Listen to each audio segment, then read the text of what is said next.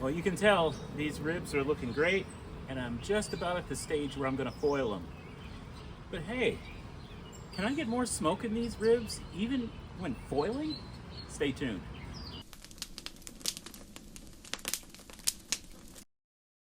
So welcome back to my channel. This is Silly Bubba once again. And you know, one thing is interesting, people love ribs.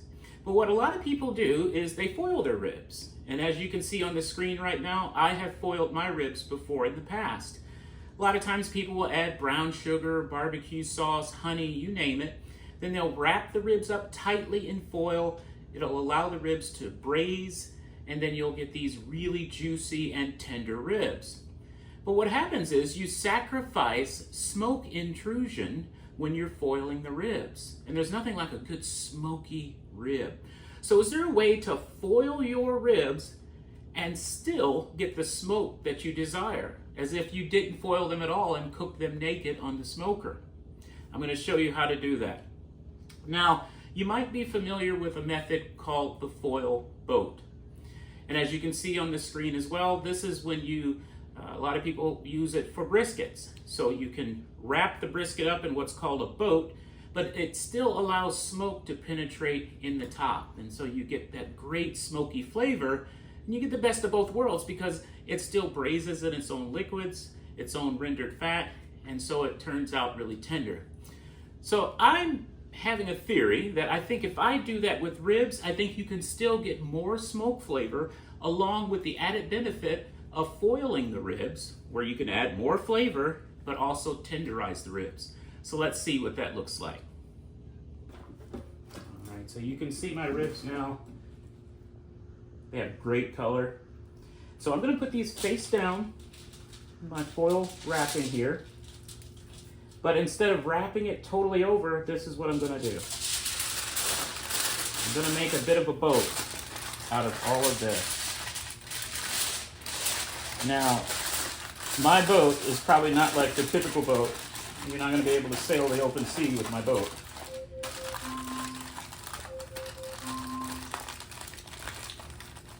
And you can see how this looks here. And I just want to leave this open. Alexa, stop. I want to leave this open so that it still gets smoke, but I want it tight enough around the ribs so that it'll still braise in its liquid. All right. You want to be careful around those bones as well because they might poke through. All right, so let's get this on the cooker. All right. So let's put these back on. We'll have to keep an eye on it. My temperature right now is running about 150, 170 in the thick part of the meat. So we'll keep an eye on it and see how it does.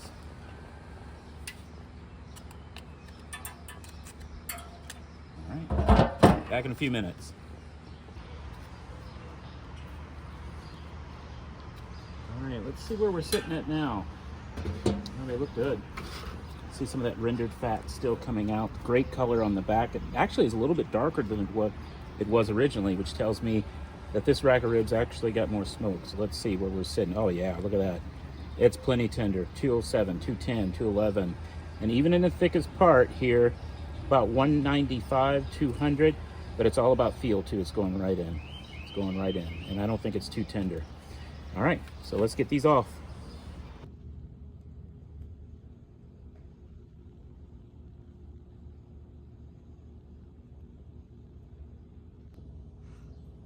All right, so this took about 2.5 hours. I cooked it a little hotter than normal, about around 315 degrees, but hot and fast can produce some really good ribs as well. The thing is too, I can tell, and if you zoom in a little bit, you can see it's a little bit darker than it was originally. It's not burned, but it's that deep mahogany color that you like to see, which tells me that it probably picked up even more smoke than what it normally would if you had completely wrapped it in foil.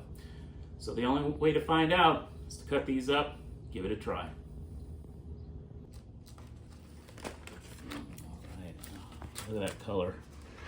It's awesome. Awesome color. Okay, I'm gonna turn these over. We're gonna cut them, and we're gonna see what we're dealing with here.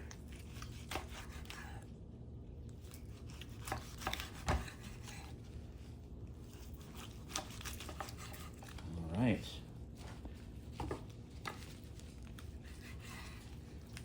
Let's look at it. Super juicy, nice smoke ring. All right, let's see how they taste. All right, so here we go. You can tell it's got some really good color. I can tell it's quite smoky. This particular rack of ribs is incredibly juicy too, so that's a bonus. Let's see how it tastes. Let's see if I can taste the difference.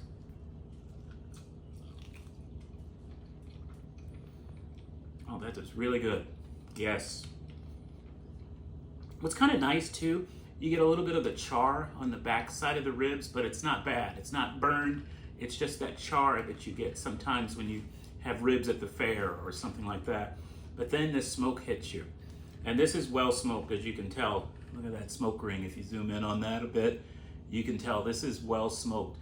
Probably a little bit more than a rib that I would foil completely covered. But having it in the foil boat, I think that's another tool in the toolbox.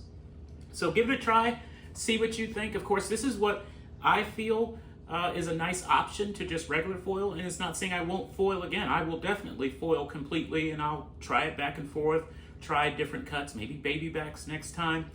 But to me, this works, and I think it's really good. So hope this helps you. If you haven't already, please like, please subscribe. I'd love to have you join the channel and come back and give me your comments. What's your feedback? Have you tried this before? I'd love to have some dialogue with you. But thanks again, and enjoy your evening.